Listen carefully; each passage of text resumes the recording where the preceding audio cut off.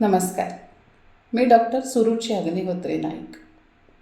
रामनवमीनिमित्त एक छोटीशी शब्दसेवा श्रीरामांच्या चरणी अर्पण करण्यासाठी मी इथे आले.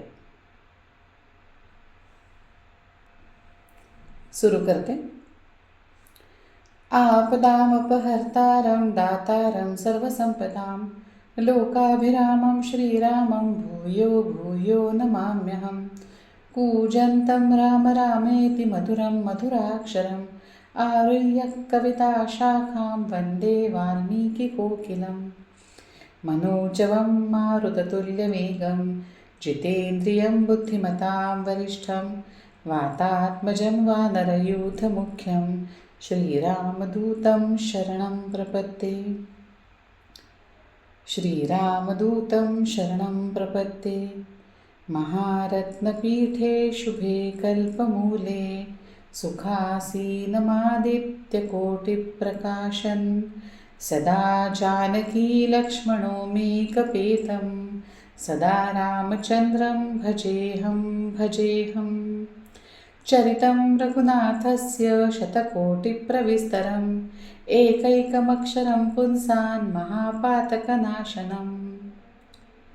आदौ रामतपोवनादिगमनं हत्वा मृगं काञ्चनं वैदेहीहरणं जटायुमरणं सुग्रीवसम्भाषणं बालीनिर्दलनं समुद्रतरणं लङ्कापुरीदाहनं पश्चात् रावणकुम्भकर्णहननम् एतद्धि रामायणम्. राजाधिराज रामचंद्र महाराज की जय. महारुद्र हनुमान की जय. जय जय रघुवीर समर्थ. खरं पाहता मी काही कोणी व्याख्याती, प्रवचनकार, कीर्तनकार किंवा भाष्यकार नाही. तरीही मी आज इथे तुमच्यासमोर आले आहे. याची 2 महत्त्वाची कारणं आहेत. पहिलं कारण असं की ज्या वेळेला एखादं लहान मूल एखादा नवीन उपक्रम हाती घेतं त्यावेळेला त्याचे पहिले प्रेक्षक, त्याचे पहिले श्रोते, त्याचे पहिले दर्शक हे त्याचे आप्त, त्याचे ज्येष्ठ असतात. ही मंडळी या लहान मुलाचं उत्साहवर्धन करते, त्याच्या चुका पदरात घालते आणि यशस्वी हो असा आशीर्वाद देते. तुमच्या सगळ्या जाणकार श्रोत्यांकडनं माझीसुद्धा हीच अपेक्षा आहे. आणि दुसरं कारण म्हणजे एका ईश्वरीय संकेताचं प्रत्यक्षात उतरणं. सांगते, ज्या वेळेला मी नर्मदा परिक्रमेत होते त्यावेळेला 4 वेगवेगळ्या संन्याशांनी 4 वेगवेगळ्या ठिकाणी मला एकच आदेश दिला, मला एकच संकेत सांगितला. तो असा की रामाला सोडू नकोस.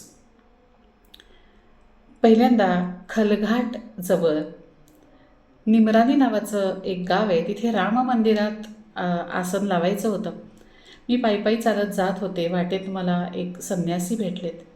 असं वाटलं की हे याच भागातले संन्यासी आहेत आणि म्हणून मी त्यांना विचारलं, नर्मदे हर अभि निमरानी कितना दूर है महाराज? तर ते शुद्ध मराठीत मला म्हणतात, माई प्रश्न फार पडतात तुम्हाला. प्रश्न पडतात पण त्याची उत्तरं स्वतः शोधा, ती दुसऱ्यांना विचारू नका. आणि हो, रामायण वाचलत का? नसेल वाचलं तर रामायण वाचा, म्हणजे तुमच्या सगळ्या प्रश्नांची उत्तरं तुम्हाला रामायणात मिळतील. रामाला सोडू नका. राम राम मैयाजी. मला राम करून ते पुढे निघून गेलेत. त्यानंतर बाकानेरच्या पुढे कल्याणपुरा नावाचं गाव, परिक्रमेतलाच हा भाग आहे. कल्याणपुरा नावाचं गाव लागतं. तिथे एका शिवमंदिरात वास्तव्य होतं. तिथे एक 85-90 वर्षाचे वृद्ध संन्यासी होते. भोजन प्रसादी आटोपल्यानंतर त्यांनी माझ्या हातात एक कागद दिला आणि मला म्हणाले, माताजी पढो. मी वाचलं. ते रामहृदय स्तोत्र होतं.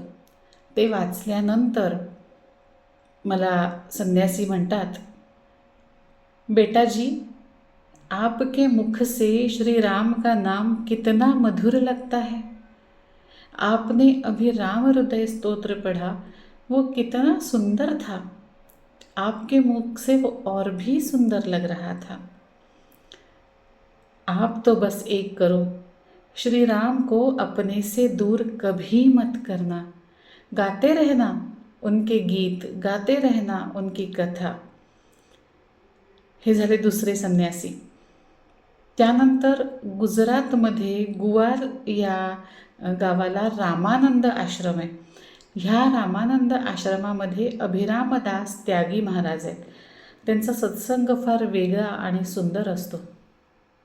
तो नंतर कधीतरी सांगेन. ह्या सत्संगानंतर मी महाराजांचं दर्शन घ्यायला गेले. त्यावेळेला ते मला म्हणाले, बहुत अच्छे से परिक्रमा होगी आपकी, बहुत सुंदर होगी. आपको तो चिंता करने का कोई कारण ही नहीं है.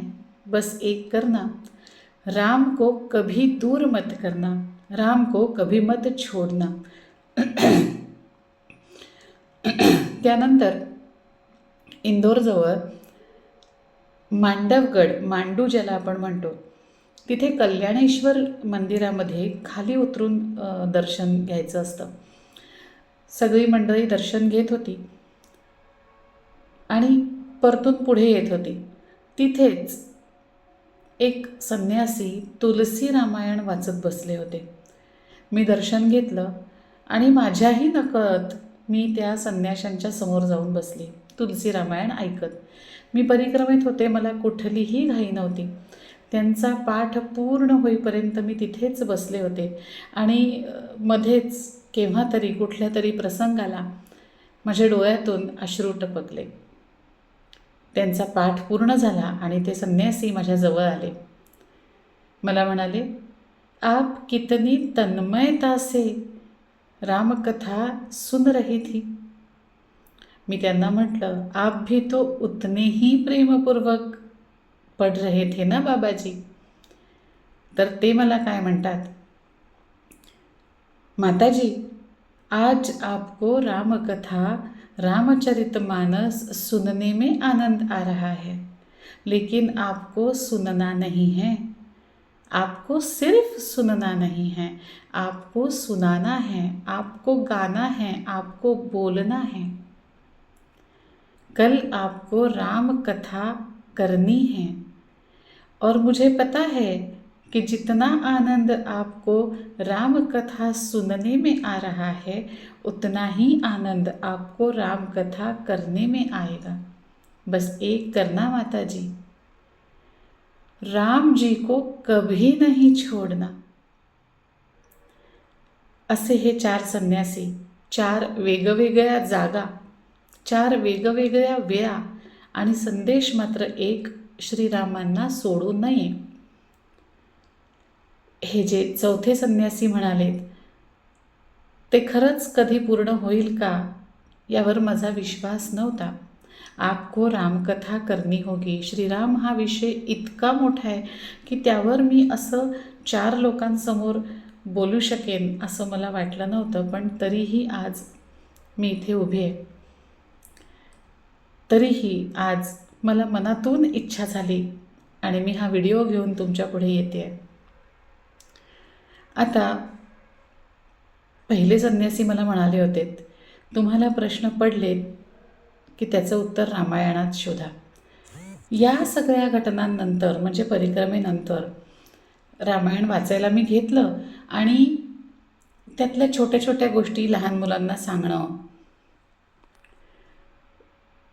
पुस्तकातली त्या सौंदर्य स्थळ शोधण्याचा प्रयत्न करणं, असं काही ना काही माझं सुरू होतं. आणि अशात मला एक प्रश्न पडला की का वाचतो आपण रामायण, किंवा रामायण का वाचायला हवं. आता पहिले संन्यासी म्हणाले तसं प्रश्न पडला आणि त्याचं उत्तर मी रामायणात शोधायचा प्रयत्न केला. माझ्या मते मला उत्तर सापडलं. पूर्ण रामायणात नव्हे, रामायणम ह्या एका शब्दात. अयनम म्हणजे मार्ग, रामायणम म्हणजे रामाचा मार्ग. कुठला? तर आयुष्य ज्या मार्गाने, ज्या मार्गावरून चालत जाऊन श्रीरामांनी घालवलंय तो मार्ग. तर आपण रामायण का वाचतो किंवा आपण रामायण का वाचायला हवं? तर श्रीराम ज्या मार्गावरून चालत आलेत आणि त्यांनी आपला जीवनकाळ ज्या मार्गावरून चालून घालवला तो मार्ग आपण आत्मसात करायला हवा, म्हणून आपण रामायण वाचायला हवं असं मी शोधलेलं उत्तर. आणि मी स्वतःला विचारलेला प्रश्न तुम्हाला विचारायचा आहे की आपण खरंच तो मार्ग घेतो आहोत का? आपण त्या मार्गावर चालतो आहोत का? जेव्हा मी असा विचार करायला लागले तेव्हा मग माझ्या मनात अजून प्रश्न पडला. खरंच त्या मार्गावर चालणं सोपं नाही आहे निश्चितच, पण तरीसुद्धा अनेक लोक अनेक वर्षांपासून रामायण वाचतात आहेत. त्या मार्गावर चालणारे फारसे दिसत नाहीत, कदाचित दिसणार नाही, कारण ते तितकं सहज नाही. पण तरी रामायण वाचणारे मात्र दिसतात, फार दिसतात, खूप दिसतात. मग काहीतरी कारण अजून असलं पाहिजे. मला प्रश्न पडला, त्याचं उत्तर मी रामायणात शोधलं आणि मला ते सापडलं. मला असा प्रश्न पडला की नक्की अजून काहीतरी असलं पाहिजे ज्याच्यासाठी सर्वजण रामायण वाचतात. आणि त्याचं उत्तर ज्या वेळेला मला मिळालं त्यावेळेला माझ्या लक्षात आलं की मला पडलेला प्रश्नच चूक आहे. हो, हा प्रश्न चुकीचा आहे. अजून कशासाठी तरी रामायण वाचतात, म्हणजे रामायण वाचून अजून काय फळ मिळतं किंवा प्राप्ती मिळते, हा प्रश्न सपशेल चुकीचा आहे. कसा ते सांगते. जेव्हा रामायण वाचलं तेव्हा मला एक चौपाई दिसली. ती चौपाई अशी आहे, तुलसीदास म्हणतात, रामचरित मानसमधली ही चौपाई आहे. तुलसीदास म्हणतात, रामकथा सुरधेनु सम सेवत सब सुखदानी. रामकथा सुरधेनु सम सेवत सब सुखदानी. सतसमाज सुरलोक सब कोण सुने अस जानी. ते म्हणतात रामकथा ही शब्दरूपी स्वररूपी कामधेनू आहे. तिची जो सेवा करतो, आता शब्दरूपी स्वररूपी कामधेनू असल्यामुळे तिची सेवा म्हणजे तिचं वाचन, तिची सेवा म्हणजे तिचं गायन, तिचं मनन, तिचं चिंतन, तिचं अनुसरण. तर ही त्या व्यक्तीला सगळी सुख देते, सब सुखदानी असं तुलसीदास म्हणतात. आणि पुढे तुलसीदास काय म्हणतात, सतसमाज सुरलोक सब. हे जे संत सत्पुरुष आहेत, हे जे सुरलोक देवलोक आहेत, जे ईश्वरतुल्य लोक आहेत, तेही सगळे रामायण वाचतात आहेत. किंबहुना सातत्याने रामायण वाचून, गाऊन, चिंतून, त्याचं मनन करून, त्याचं आचरण करून ही लोक देवत्वाला पोचलेली आहेत. ही लोक आपल्यापेक्षा वेगळी आहेत आणि म्हणूनच आपण त्यांना संत सत्पुरुष सुरलोक असं म्हणतो. तर त्यांच्यात आणि आपल्यात काय वेगळं आहे? ही मंडळी आपल्यापेक्षा ईश्वराच्या जवळ आहेत, म्हणूनच आपण त्यांना ईश्वरतुल्य म्हणतो. आता ही मंडळी ईश्वराच्या जवळ का आहे प्रश्न पडला आहे, उत्तर सापडणार आहे. उत्तर आहे, एकैकम अक्षरम पुंसान महापातकनाशनम. ह्या रामकथेचं एकूण एक अक्षर हे महापातकांचा नाश करणार आहे. म्हणजे ही जी संत मंडळी आहेत, ही संत मंडळी सातत्याने रामकथा वाचतायत, रामकथा गातायत, त्या रामकथेची सेवा करतायत. म्हणजेच काय, तर त्यांची सगळी पातकं नाश झालेली आहेत आणि म्हणून ती आपल्यापेक्षा ईश्वराच्या जवळ आहे. पुढच्या ओळीत तुलसीदास म्हणतात, कोण सुने अस जानी. हे सगळं जे जाणतात, काय काय की रामकथा ही सुरधेनूसारखी आहे आणि तिची सेवा, तिचं मनन, तिचं चिंतन, तिचं वाचन, तिला त्याप्रमाणे आचरण केल्यानंतर सेवक हा ईश्वरपदापर्यंत पोचतो. हे जे लोक जाणतात ते रामायण वाचतात. आपण रामायण का वाचतो किंवा सगळे लोक रामायण का वाचतात? आचरण फार पुढचं आहे, तिथपर्यंत न जाता निदान आपल्याला हे माहीत आहे. आपल्याला माहीत आहे एकैकम अक्षरम पुंसान महापातक नाशनम. कुठेतरी आत आपल्याला जे समाधान मिळत आहे, आपल्याला माहिती आहे आपले संत सत्पुरुष हे ईश्वरतुल्य का झालेले आहेत, हे कुठेतरी आपल्याला माहिती आहे. आणि म्हणून आपण रामकथा वाचतो, रामायण वाचतो, गातो, त्याची सेवा करतो. म्हणजे आपल्याला ईश्वर पदापर्यंत नेण्यासाठी रामायण घडलं का, असा मला प्रश्न पडला. फार बाळबोध प्रश्न पडतात मला आणि फार प्रश्न पडतात मला. मग हाच प्रश्न पुढे जात जात असं वाटलं की श्री विष्णूंनी श्रीरामांचा अवतार घेतलेला आहे, तर बाबा ठरवलं आता अवतार घ्यायचा आणि घेतला. असं झालं असेल का? म्हणजे इतकं सोपं हे गणित असेल का? चुटकी सरशी ठरलं आणि चुटकी सरशी झालं, असं झालं असेल का? असा मला प्रश्न पडला. मला प्रश्न पडलेला आहे, उत्तर मिळणार आहे रामायणात. यावेळेला मला भावार्थ रामायणात उत्तर मिळालं. पण त्याआधी जे प्रश्न मला पडत गेले त्याचा क्रम सांगते. म्हणजे आपल्याला ईश्वरपदापर्यंत नेण्यासाठी रामायण घडलं का? जर तेवढंच एक कारण नसेल तर मग अजून काय कारणं असतील रामायण घडण्यामागे? म्हणजेच माझ्या असं लक्षात आलं, उत्तर सापडल्यावर माझ्या असं लक्षात आलं की ही फार मोठी योजना आहे, हे फार फार मोठं प्लॅनिंग आहे. आणि मला सगळ्या प्रश्नांची उत्तरं मिळतात आणि सापडल्यावर कळतं की आपला प्रश्न चुकीचा होता. याही वेळेला बरंचसं असंच झालं. तर माझ्या असं लक्षात आलं की हे फार मोठं प्लॅनिंग आहे, फार मोठी ही योजना आहे ईश्वराची, हे असं छोटंसं गणित नाही.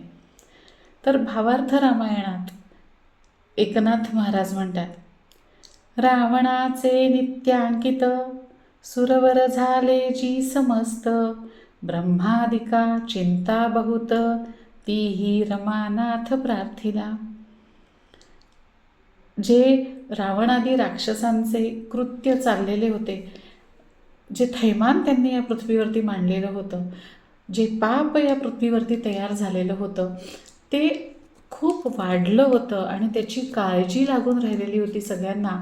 आणि म्हणून ही सगळी मंडळी जी आहे ही रमानाथांकडे म्हणजे श्री विष्णूंकडे ही मंडळी गेली आणि अगदी साकडं घातलं त्यांनी श्री विष्णूंना की आता काहीतरी बाबा तुम्ही करा, आम्हाला आता फार त्रास होतो आहे. आणि त्यानंतर श्री विष्णूंनी वचन दिलं आणि त्या वचनाप्रमाणे रामायण घडलं आहे. तर पुढे म्हणतात एकनाथ महाराज, साकडं घातलेलं आहे, ठीक आहे, राक्षसांचा त्रास होतोय, करावया राक्षसांचा घातू, मी अवतरेन रघुनाथू, रमा मुख्य कलहा हेतू, तिचे अंतू निशाचरा. ते म्हणतात राक्षसांचा घात करण्यासाठी मी अवतार घेईन आणि ह्या अवताराचं मुख्य कारण ही माझी पत्नी रमा असेल, म्हणजे सीतामाई माझी पत्नी रमा असेल आणि आम्ही दोघं अवतार घेऊ तिचेनी अंतु निशाचरा, तिच्या कारणामुळेच आपण या निशाचरांचा आम्ही नाश करू. आता इथे अजून एक अर्थ गर्भित आहे. तो असा आहे की आम्ही दोघे घेऊ अवतार, म्हणजे रमा आणि रमानाथ, विष्णू आणि लक्ष्मी हे झाले श्रीराम आणि सीतामाई.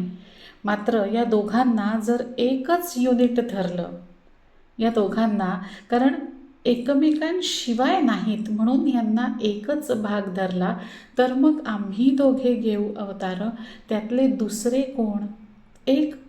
एक म्हणजे श्री विष्णू आणि श्री लक्ष्मी, आणि दुसरे म्हणजे साक्षात शिवशंकर, महारुद्र, भीमरूपी महारुद्रा, वज्र हनुमान मारुती. तर असे आम्ही, म्हणजे मी आणि माझी पत्नी आणि शिवशंकर मारुतीरायांच्या रूपात आम्ही अवतार घेऊ, असं श्री विष्णू म्हणाले. पण ही योजना एवढीच आहे का? नाही. पुढे काय म्हणतात? आम्ही अवतार घेतोय, आमचं सहकार्य कोण करेल? करावं लागेल ना कोणाला तरी. आम्ही मुख्य कार्य करू, पण सोबत लागेल ना कोणाला तरी. म्हणून सगळ्या देवांना म्हणतात, तुम्ही सकळही सुरवर, वेगी व्हावे वानर. सगळ्या देवांना म्हणतात की तुम्ही सगळे जे सुरवर आहेत ते वानरांचं रूप घ्या. आम्ही दोघे घेऊ अवतार, सत्य साचार वचनार्थू. हे आम्ही दोघे घेऊ अवतार या ठिकाणी आता श्री विष्णू आणि शिवशंकर, श्री विष्णू, श्री लक्ष्मी आणि शिवशंकर असं आहे. आम्ही दोघे घेऊ अवतार, सत्य साचार वचनार्थू. सत्य साचार वचनार्थू वचनं आलीत. मला प्रश्न पडला कोणती वचनं? एक माहिती आहे, राक्षसांचा घात. सांगितलेलंच आहे की करावया राक्षसांचा घात, करावया राक्षसांचा घातू, मी अवतरेन रघुनाथू, रमा मुख्य कलहा हेतू, तिचेनी अंतु निशाचरा. अजून कुठले वचन आहेत? तर देवांनी साकडी घातली आहे तेही माहिती आहे. म्हणजे फिटावया देवांची साकडी. आता महत्त्वाची वचनं आहेत पुढे. फिटावया देवांची साकडी, स्वधर्म वाढावया वाढी, नामे मोक्षाची उभवावया गुढी, नामे मोक्षाची उभवावया गुढी, सूर्यवंशा गाढी दशा आली. सूर्यवंशा गाढी दशा आली म्हणजे काय? तर ह्या सूर्यवंशामध्ये, या रघुकुळामध्ये अनेक राजे होऊन गेलेत, अनेक वेगवेगळ्या गुणांनी युक्त असलेले महापुरुष होऊन गेलेत. त्या सगळ्या महापुरुषांच्या सद्गुणांचा साठा किंवा त्या सगळ्या सद्गुणांचं एकत्रीकरण करून मग श्रीरामांचा अवतार जन्माला आलेला आहे. ज्याप्रमाणे दूध तापवल्यानंतर त्याच्यावरती जी साय येते, ती साय ह्या सगळ्या दुधाचं जे सार असतं किंवा त्यातले जे गुण असतात ते एकत्रित करून त्या साईत आलेले असतात, गाढी दशा आलेली असते. तशी सूर्यवंशाला गाढी दशा येईल, श्रीरामांचा जन्म होईल, असं मला तरी समजलेलं एकनाथ महाराजांनी म्हटलेली ही ओवी आहे. तर फेडावया देवांची साकडी, स्वधर्म वाढावया वाढी, नामे मोक्षाची उभवावया गुढी, सूर्यवंशा गाढी दशा आली. हे असं प्लॅनिंग आहे. पण अजूनही हे प्लॅनिंग इथेच संपतं का? तर नाही. हे प्लॅनिंग किती लांबपर्यंत गेलेलं आहे. कुठून सुरू झालं आपल्याला हे माहिती आहे की धरतीवरती राक्षसांचा त्रास व्हायला लागला, तिथून हे सुरू झालेलं आहे. सगळे लोक विष्णूंकडे गेलेले आहेत. पण हे कुठपर्यंत पुढे त्याची कल्पनाही आपण करू शकत नाही. पण याचं उत्तर रामायणात मिळतं. याची कल्पना रामायणात येते. ती अशी की आनंद रामायणातला एक श्लोक आहे. धरती माता विष्णूंकडे जाते आणि म्हणते की माझ्यावरती जे राक्षसांचं पाप आहे ते वाढलेलं आहे आणि आता तुम्ही काहीतरी करा. आता धरती मातेला श्री विष्णू वचन देतात. ते म्हणतात, हो ठीक आहे, भूम्याम अवतरिष्यामी. श्लोक सांगते. भूम्याम अवतरिष्यामी भवतुम कपयः सुराः. एकनाथ महाराजांनी म्हटल्याप्रमाणे श्री विष्णू सगळ्या सुरांना म्हणतात की तुम्ही वानर व्हा. आता पुढे गंधर्वी दुंदुभिर्नाम्नी भूम्या कार्यार्थसिद्धये. दुंदुभी नावाच्या गंधर्वीला म्हणतात आहेत की तू आधीच जा आणि कार्य कर. कुठलं कार्य कर?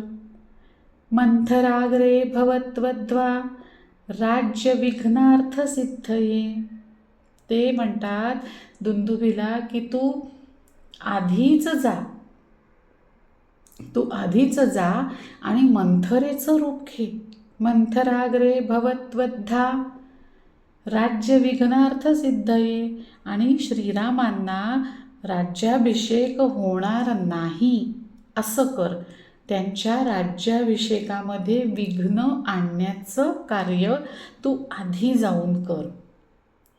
बरं, आपल्याला असं वाटेल की अरे हे पण प्लॅनिंग आहे, इथे संपतं आहे बाबा. नाही, इथे संपत नाही आहे. आता त्यांनी दुंदुभीला सांगितलं आहे की तू मंथरेचं रूप घे, कैकेयीचे कान भर आणि त्यानंतर रामाला राज्याभिषेक होऊ देऊ नको. आता पुढे काय होईल? तर हे जे कृत्य आहे, विघ्न आणण्याचं कृत्य, रामाच्या राज्याभिषेकात विघ्न आणण्याचं जे कृत्य आहे त्याचं फळसुद्धा या दुंदुभीला मिळेल. आणि कुठलं फळ मिळत आहे म्हणून सांगतात आहेत तर पश्चात पुनः द्वापरांते. पुन्हा पुढे द्वापराच्या शेवटी पश्चात पुनः द्वापरांते कुब्जात्वम कंस मंदिरे. कंसाच्या राज्यात कुब्जा म्हणून तुझा जन्म होईल. हे जे कार्य केलेलं आहे विघ्न आणण्याचं त्याचं फळ म्हणून कुब्जेचं रूप आलेलं आहे आणि कंसाच्या राज्यात आलेलं आहे. पण इथेच हे प्लॅनिंग संपतं का? तर इथेही हे प्लॅनिंग संपत नाही. याचं कारण पुढे कुब्जेचं काय झालं हे आपल्याला माहिती आहे. आपल्याला कुब्जेचा उद्धार माहिती आहे. आपल्याला कुब्जेची तपश्चर्या माहिती आहे. मला तपश्चर्याच करत राहायचं आहे आणि म्हणून मला अनेक वर्ष या धर्तीवर राहू देत, माझी तपश्चर्या प्रवाहित होऊ देत, अशी कुब्जेने केलेली मागणी आपल्याला माहिती आहे. त्यानुसार या धर्तीवर कुब्जेचं नदी स्वरूपात येणं आपल्याला माहिती आहे. त्याही नंतर या कुब्जेचं मोक्षदायिनी नर्मदेमध्ये विलीन होणं ही आपल्याला माहिती आहे. इतकं मोठं हे प्लॅनिंग आहे. एक माहिती म्हणून सांगते, नर्मदापुरमजवळ माछा नावाचं एक गाव आहे.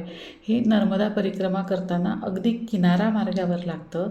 इथे कुब्जा आणि नर्मदेचा संगम आहे. मी एक फक्त छोटीशी माहिती दिलेली आहे. तर हे असं इतकं मोठं हे प्लॅनिंग आहे. आता झाली सुरुवात, प्लॅनिंगला सुरुवात झाली आहे. कोणी कोणी काय काय कार्य करायचं हे ठरतं आहे. प्रत्येकाचा हातभार लागतो आहे. देवांचा लागला, गंधर्व गंधर्वींचा लागलेला आहे. आता हे जे वेद आहेत हे पुढे आले आणि हे विष्णूंना म्हणाले, जीवन कसं जगावं रामायणम हे दाखवण्यासाठी तुम्ही श्री विष्णूंच्या अवतारातून श्रीरामांच्या अवतारात जन्म घेत आहात. म्हणजे तुम्ही काय करता आहात तर जीवन कसं जगावं हे तुम्ही करून दाखवता आहात. सुलभ करता आहात. समजणं आणि करून दाखवणं यातला फरक.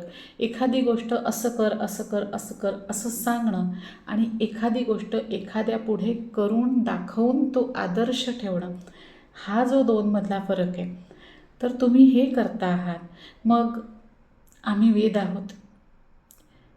आम्ही एक काम करतो, आम्ही चौघंही वेद एकत्र येतो आणि रामायणाचं रूप घेतो, जेणेकरून हे वेदसुद्धा रामायण रूपात येऊन वाचकाला सुलभ जातील असं वेद म्हणाले.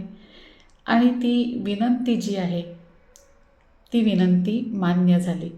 आता हे चरित्र कसं लिहिलं गेलं आहे आपण बघितलं. चरितम रघुनाथस्य शतकोटी प्रविस्तरम एकैकम अक्षरम पुंसान महापातक नाशनम.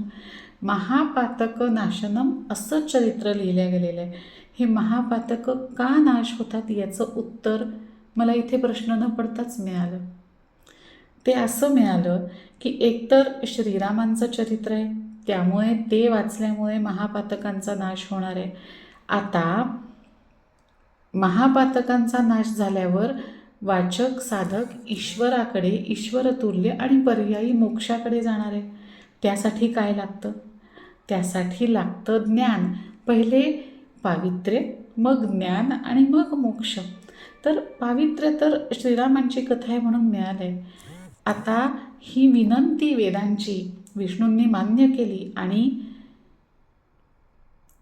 वेदांमधले अक्षर घेऊन हे रामायण रचल्या गेलं.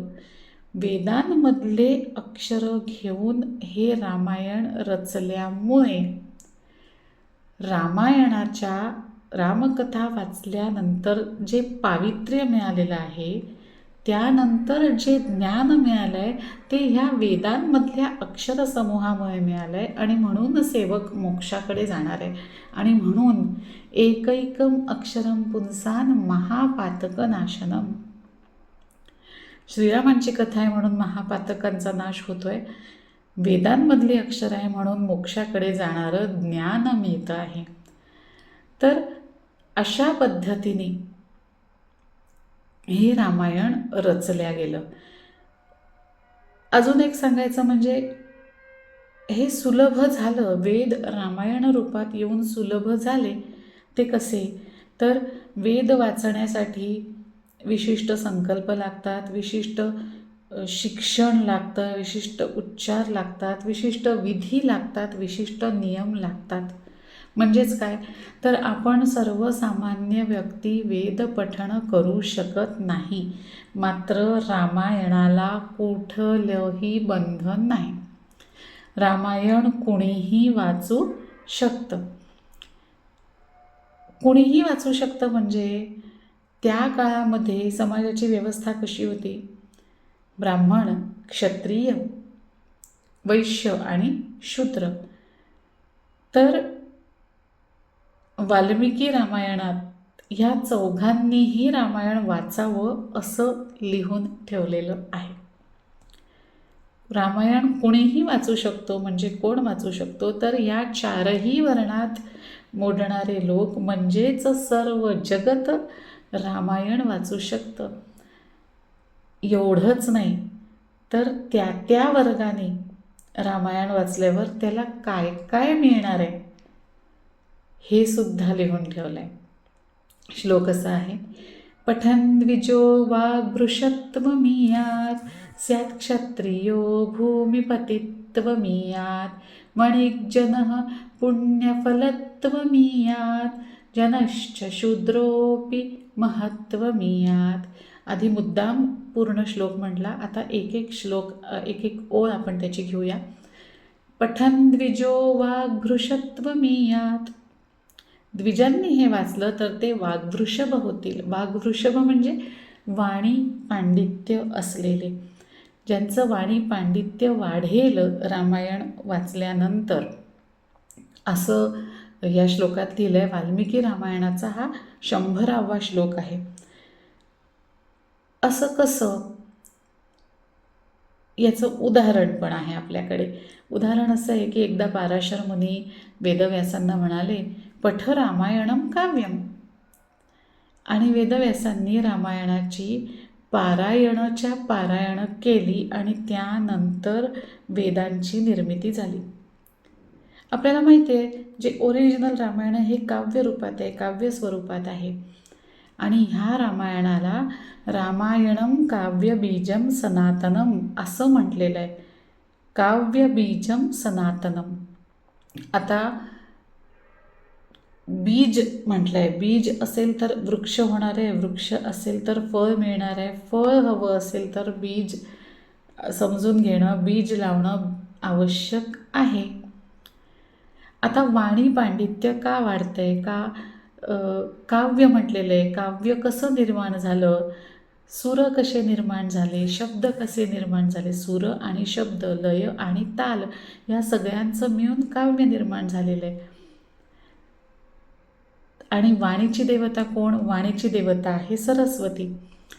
तर एक छोटीशी गोष्ट, ज्या वेळेला ह्या सृष्टीचा जन्म झाला त्यावेळेला ब्रह्मांना असं वाटलं की सृष्टी तर छान जन्माला आलेली आहेत, पशु पक्षी आहेत, झाडं आहेत, जीवजंतू आहेत, सगळं आहे, पण तरी काहीतरी कमी आहे. मला असं भकास उदास असं काहीतरी वाटतं आहे, पण त्यांना समजे ना की नक्की या सृष्टीमध्ये काय कमी आहे.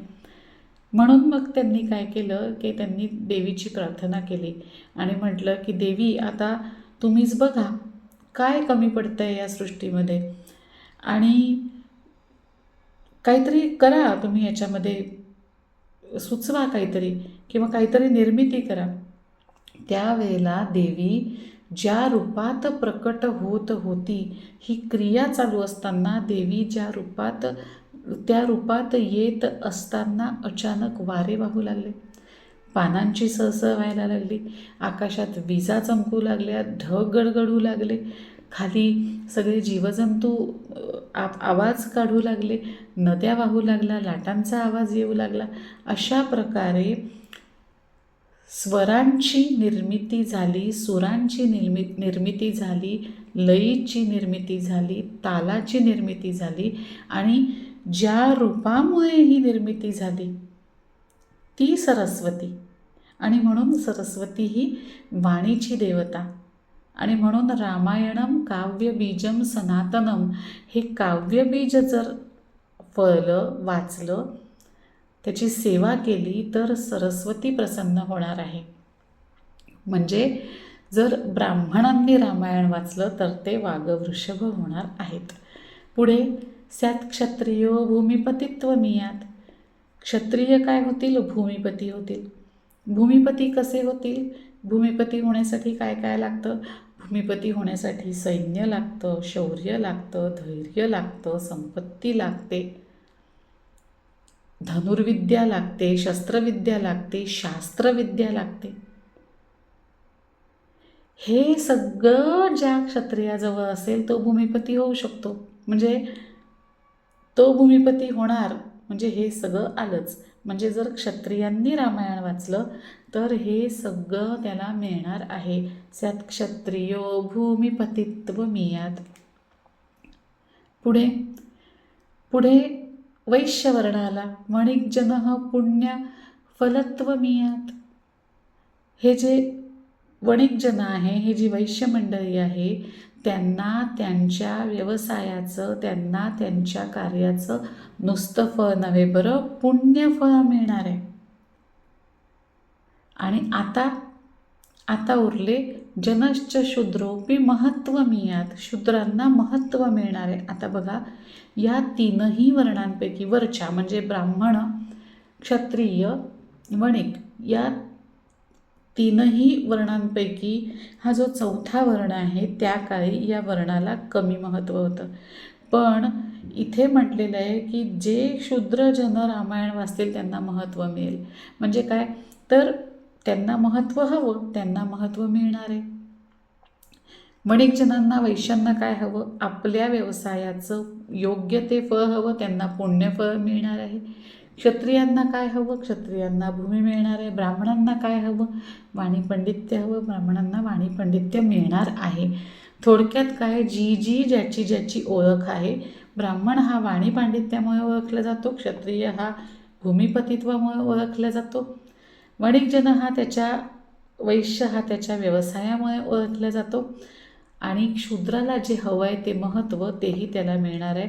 थोडक्यात रामायण वाचल्याने ज्याला ज्याला जे जे हवं त्याला त्याला ते मिळणार आहे. म्हणजेच जो जे वांछील तो ते लाहो, असं हे रामायण आहे. आता रामायण का वाचायचं? आपण रामायण का वाचतो? रामायण का वाचलं पाहिजे? हा प्रश्न खरंच किती चुकीचा होता हे उत्तर मिळाल्यावर समजतं की नाही. मग मला पुन्हा प्रश्न पडतोच बाबा.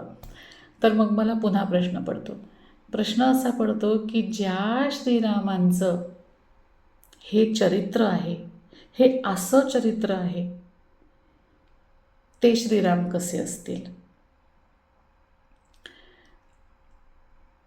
आता मला प्रश्न पडलेला आहे, त्याचं उत्तर मला रामायणात मिळणार आहे.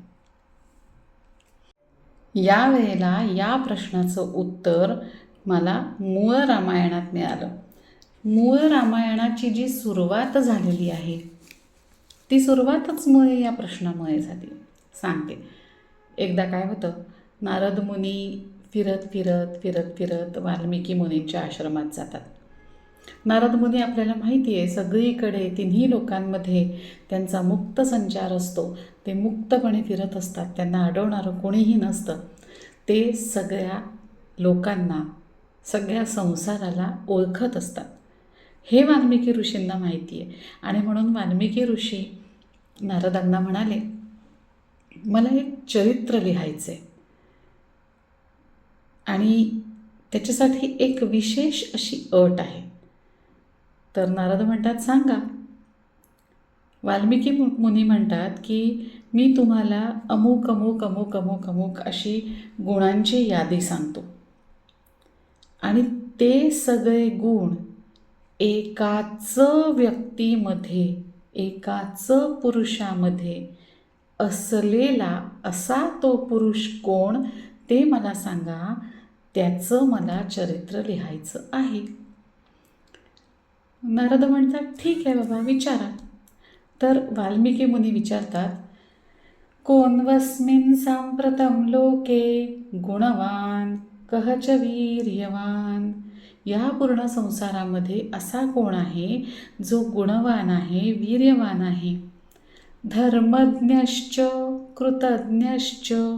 जो धर्मज्ञ, जो धर्म जाणणारा आहे, धर्म करणारा आहे, जो कृतज्ञ आहे, इतरांनी केलेल्या मदतीची, उपकारांची जाणीव ठेवणारा आहे.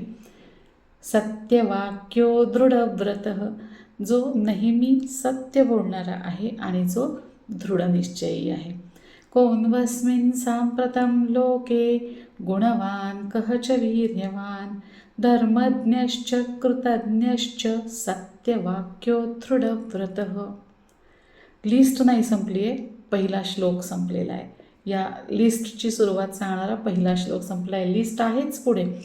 इथे आपण या श्लोकामध्ये 6 गुण मोजलेले आहेत. मोजायचेत पुन्हा, मोजूयात. कोन्वस्मिन् सम्प्रतं लोके गुणवान कः च वीर्यवान धर्मज्ञश्च कृतज्ञश्च सत्यवाक्यो दृढव्रतः. मोजले ना 6. पुढचा श्लोक, लिस्ट संपलेली नाही आहे. चरित्रेण च को युक्तः. आता 6 नंतर 7 पासून मोजायला सुरुवात करू.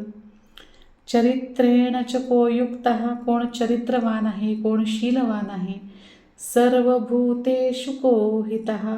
जो सगळ्या जनांचं हित चिंतणारा आहे. विद्वान कः कः समर्थश्च. कोण विद्वान आहे, कोण सामर्थ्यपूर्ण आहे. कश्चैकः प्रियदर्शनः. आणि असा एक जो प्रियदर्शन आहे, ज्याला पाहून आनंद होतो, ज्याच्याशी बोलून आनंद होतो, असा. पुन्हा 6 झाले, 12 तर इथेच झालेत. आता मी काही मोजत नाही, श्लोक पुन्हा म्हणते.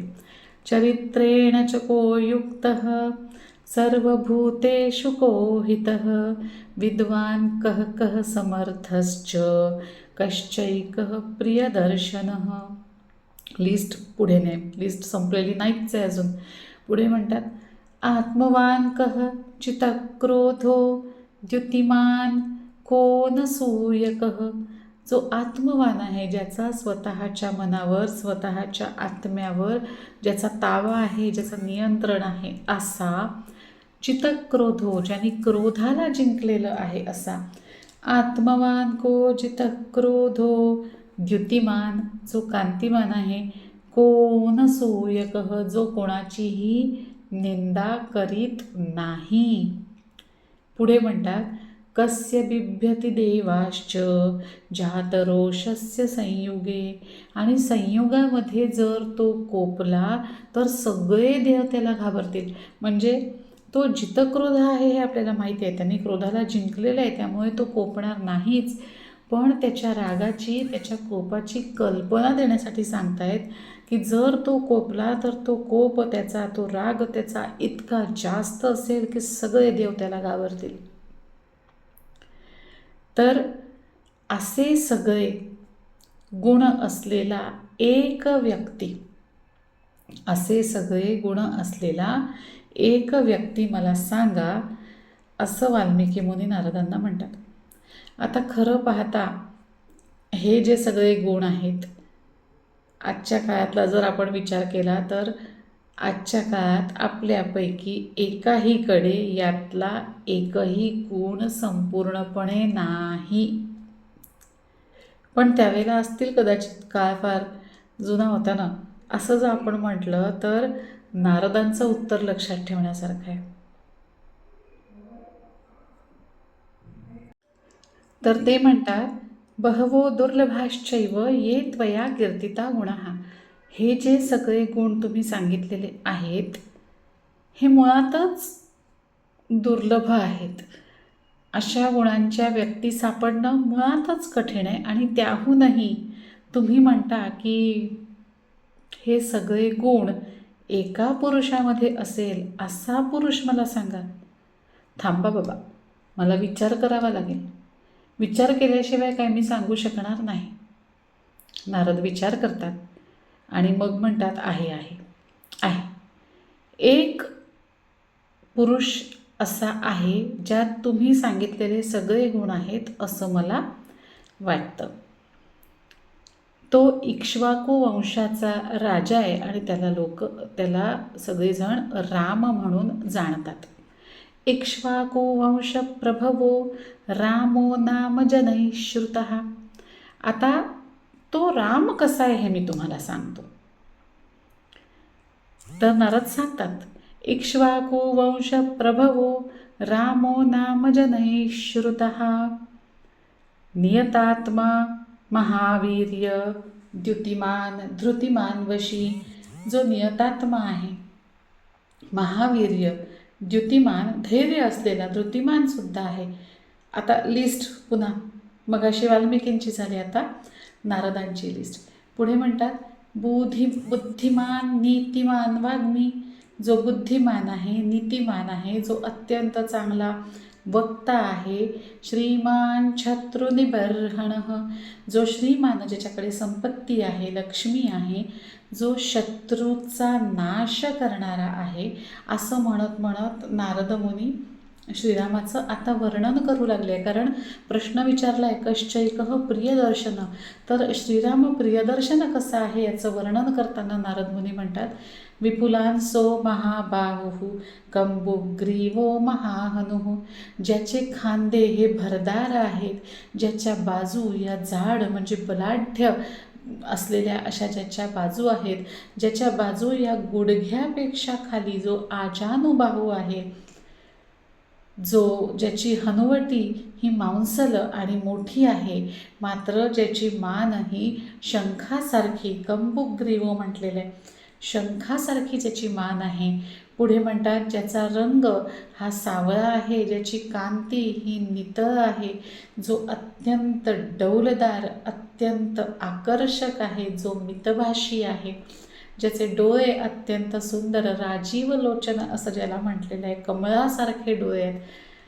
असं करत करत करत करत नारद मुनी पुन्हा एकदा श्रीरामांच्या गुणांकडे येतात आणि पुढे म्हणतात, प्रियदर्शनाचं वर्णन झालेलं आहे, आता गुणांचं दर्शन करतात. ते पुन्हा म्हणतात, धर्मज्ञ सत्यसंधश्च प्रजानां च हिते रतः.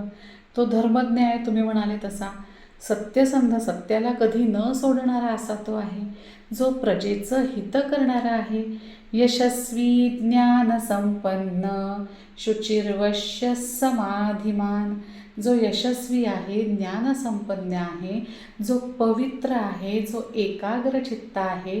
पुढे म्हणतात, प्रजापती सम श्रीमान धाता रिपुनिषूदनः, जो आपल्या प्रजेचं पालन प्रजापती समान करतो, जो श्रीनियुक्त आहे, जो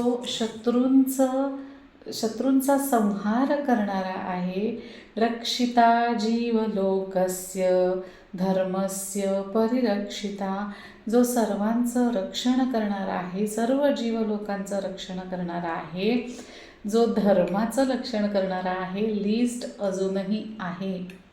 रक्षिता स्वस्य धर्मस्य स्वजनस्य च रक्षिता, तो आपल्या लोकांचं रक्षण करणार आहे, तो आपल्या धर्माचं रक्षण करणार आहे. वेद वेदांग तत्वज्ञो, जो वेद वेदांगाचं तत्वज्ञान जाणणारा आहे. धनुर्वेदे च निष्ठितः, जो धनुर्विद्येमध्ये निपुण आहे. रक्षिता स्वस्य धर्मस्य स्वजनस्य च रक्षिता, वेद वेदांग तत्वज्ञो धनुर्वेदे च निष्ठितः. लिस्ट संपलेली नाही, लिस्ट आहे पुढे. सर्व शास्त्रार्थ तत्वज्ञ, सगळ्या शास्त्रांचं तत्वज्ञान जाणणार आहे. स्मृतिमान प्रतिभानवान, ज्याची स्मरणशक्ती अतिशय चांगली आहे, ज्याची प्रतिभा अतिशय उच्च कोटीची अशी आहे. सर्व लोकप्रिय साधुरदिनात्मा विचक्षण, जो सर्व लोकांचा प्रिय आहे, जो सद्विचारी आहे, ज्याचे विचार अतिशय चांगले आहेत, जो उदार हृदयाचा असा आहे, असा हा श्रीराम आहे. मला प्रश्न पडला होता, ज्यांचं चरित्र एकैकम अक्षरम पुंसान महापातकनाशनम असं असेल, असं आहे, त्यांचं ते श्रीराम कसे असतील, तर हे श्रीराम असे असतील. आणि म्हणूनच त्यांना म्हणतात रामो राजमणी सदा विजयते. श्लोक पूर्ण करूया. रामो राजमणी सदा विजयते, रामं रमेशं भजे, रामेणाभिहता निशाचरचमू. आशीर्वाद घेऊया. रामाय तस्मै नमः. असे श्रीराम श्री विष्णूंचे अवतार. पण या रामायणामुळे, ह्या मार्गामुळे, ह्या मार्गावर ते चालल्यामुळे झालं काय की श्री विष्णूंची 1000 नावं आणि श्रीरामांचं एक नाव हे सारखं आहे. थोडक्यात श्रीरामांचं एक नाव हे श्री विष्णूंच्या 1000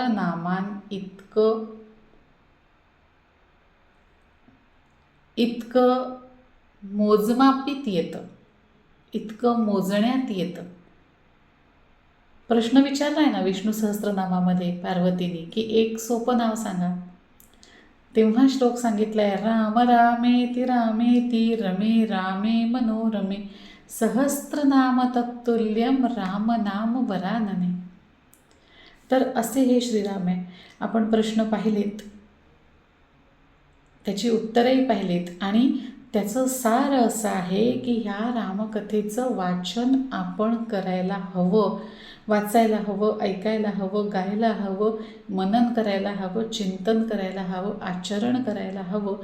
आणि त्याप्रमाणे या रामकथेतला एक छोटासा प्रसंग आज मी तुम्हाला सांगणार आहे आणि तुम्ही ऐकणार आहात. रामनवमी आहे तर अर्थातच हा प्रसंग श्रीराम जन्माचा प्रसंग आहे. तर कोणे एकेकाळी अयोध्या नामक नगरीत दशरथ नामक राजा राज्य करत होता. ही अयोध्या नगरी अतिशय संपन्न अशी नगरी होती. मोठमोठे महाल नगरीमध्ये होते. लोक सगळी सुसंपन्न लोक होती.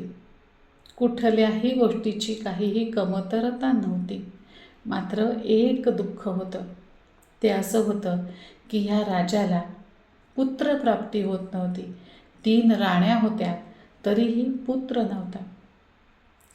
हा राजा दशरथ अतिशय व्याकुळ झालेला होता की आपल्या नशिबी काय पुत्रप्राप्तीचं सुख नाही काय. ह्या राजाची, दशरथ राजाची रात्रीची झोप उडाली होती. कारण सगळी व्रतवैकल्य करून झाली होती, सगळी अनुष्ठानं करून झाली होती, दर्शनं झाली होती, देवादिकांबद्दल सगळं सांगितलेले उपाय देवादिकांनी करून झालेले होते, तरीसुद्धा पुत्रप्राप्ती होत नव्हती. दशरथ हा अतिशय बलाढ्य, अतिशय सात्विक, अतिशय चांगल्या वृत्तीचा असा राजा होता. मग का बरं असं, असा प्रश्न राजा दशरथाला पडत असे आणि म्हणून राजा दशरथाची झोप उडून जात असे. असंच एकदा काय झालं, राजा दशरथ जागत असताना पहाटे कधीतरी त्याचा डोळा लागला आणि एक स्वप्न पडलं. स्वप्न असं पडलं की ह्या राजा दशरथाने 2 पुरुष आणि एका स्त्रीला जीवे मारले आणि तेही विनाकारण. राजा दशरथ अतिशय सात्विक राजा होता. तो घाबरला. स्वप्नात सुद्धा माझ्याकडनं हत्या झालेली आहे आणि आता त्या हत्येचं ओझं माझ्यावर आहे, त्याचं पाप माझ्यावर आहे. तेव्हा आता काहीतरी केलं पाहिजे आणि म्हणून त्यांनी कुलगुरूंकडे धाव घेतली. कुलगुरू म्हणाले, पहाटेचं स्वप्न आहे, सत्य व्हायला नको, म्हणून हे राजन तुम्ही मृगयेला जा आणि 3 श्वापदांचा बळी द्या, जेणेकरून हे स्वप्न सत्य होणार नाही. ठरल्याप्रमाणे राजा दशरथ मृगयेला जातात. आपले सैनिक सोबत घेऊन जातात. मात्र बराच वेळ होऊन गेला तरी एकही श्वापद समोर येत नाही आहे. वेळ निघून जातोय. आज कसा दिवस उगवलाय. राजाला काळजी लागली आहे. आज जर श्वापदांचा बळी दिला नाही तर हे दुष्ट स्वप्न सत्य होणार, असं व्हायला नको. आणि म्हणून संध्याकाळ झाली तरीसुद्धा राजा दशरथ जंगलातच थांबायचं ठरवतात. आपल्या सैन्याला, आपल्या सैनिकांना परत पाठवतात आणि तळ्याच्या काठी जाऊन बसतात. तळ्याच्या काठी जाऊन धनुष्यबाण हातात घेऊन नेम धरून बसलेले आहेत. श्वापद आलं की त्याचा वध करू. अंधार पडायला लागले आहेत, पण राजा परत जात नाहीत, कारण त्यांना माहिती आहेत की ते शब्दवेधी बाण सोडू शकतात. अंधार झाला तरी चालेल, जिकडनं शब्द येणार आहे तिकडे बाण लागणार आहे आणि त्यामुळे पाणी प्यायला आलेलं जनावर पाण्याला तोंड लावताच आवाज होणार आणि त्या आवाजाने हा बाण फेकला जाणार. आज 3 श्वापदांचा बळी दिल्याशिवाय परत जायचं नाही, राजा दशरथांनी ठरवलं आणि ते तिथेच बसून राहिले. अंधार पडू लागला आणि थोड्याच वेळात बुड बुड बुड ऐसा तोच आवाज झाला. दशरथ शर सोडी वेधुनी त्या दिशेला, शर अचूक निघे तो भेदुनी वक्ष जाई. हर हर भगवंता शब्द ये त्याच ठाई. बाण मारलेला आहे. बुडबुड बुडबुड बुडबुड असा आवाज झाल्याबरोबर राजा दशरथाने शब्दवेधी बाण सोडला आणि तो बाण त्या वक्षाला भेदून गेला आणि त्यातून आवाज आला, मानवाचा आवाज आला, हर हर भगवंता. राजा दशरथ घाबरलेच. अरे, असं कसं झालं? या जंगलात ऐन संध्याकाळी मानवाचा आवाज आणि माझा बाण लागून विव्हळलेल्या त्या व्यक्तीचा आवाज, कोण? असं म्हणून राजा दशरथांनी धनुष्यबाण तिथेच टाकला आणि धावत धावत त्या आवाजाच्या दिशेला निघाले. पाहतात तो एक 20-22 वर्षाचा तरुण रक्ताच्या थारोळ्यात पडलेला. कोण रे बाळा तू? असं म्हणत त्या बाळाचं, त्या तरुणाचं डोकं मांडीवर घेत राजाने प्रश्न विचारले आणि तो म्हणाला, माझं नाव श्रावण. आईवडिलांना काशीला घेऊन जायला निघालो होतो. माझे आईवडील म्हातारे आहेत, अंध आहेत, म्हणून त्यांना कावडीत बसवून घेऊन जात होतो. पण हे असं झालं महाराज. राजा दशरथ विव्हळले, कळवळले. अरे, असं कसं झालं? माझं दुष्ट स्वप्न तर पूर्ण होत नाही ना, मी तुझा दोषी आहे बाळा. श्रावण बाळ म्हणतो, नाही नाही महाराज, तुम्ही वाईट वाटून घेऊ नका, कारण तुम्ही जो बाण माझ्यावर सोडला त्याने मला मोक्षच मिळणार आहे. कारण तुम्ही सोडलेला बाण हा श्रीराम श्रीराम श्रीराम असं म्हणत माझ्यापर्यंत आला आहे. त्यामुळे तुम्ही अजिबातच वाईट वाटून घेऊ नका. मात्र एक नक्की करा, माझे आईवडील तहानलेले म्हातारे अंधळे तिथे बसलेत, त्यांना पाणी पाजा.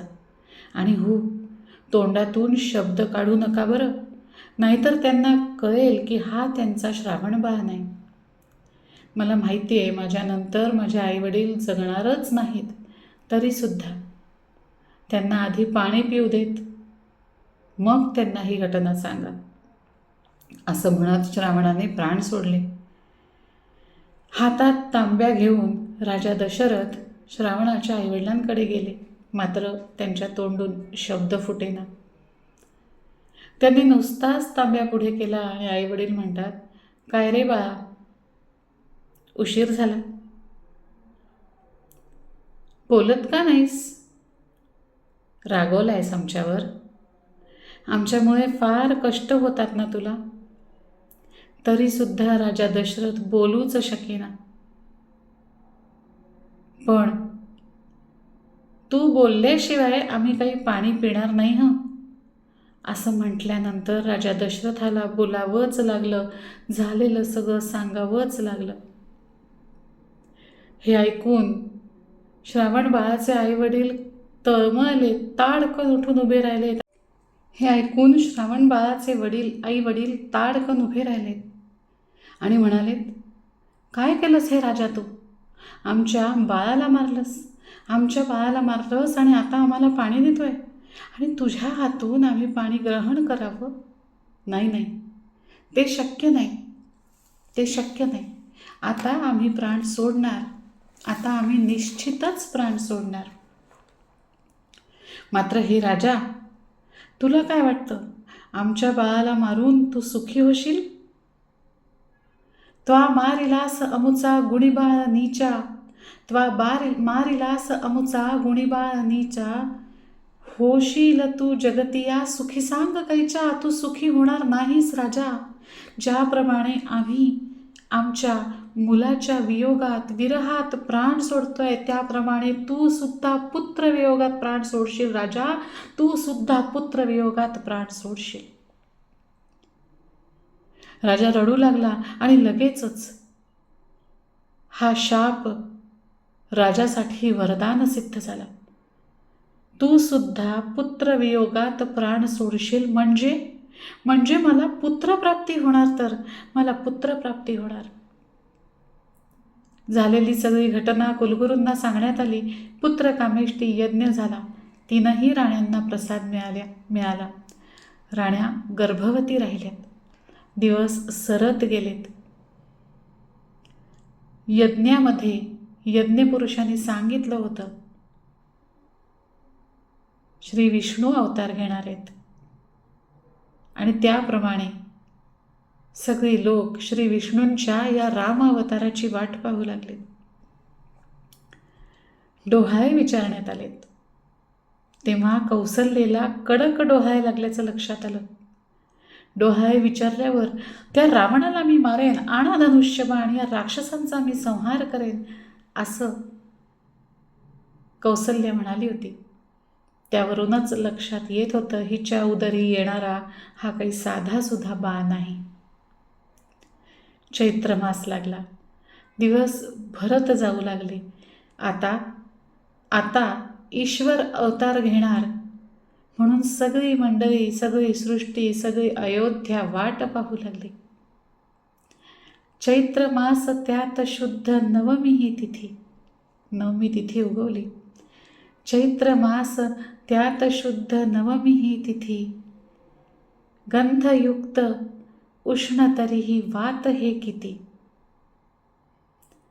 2 प्रहरी कागशिरी सूर्य थांबला.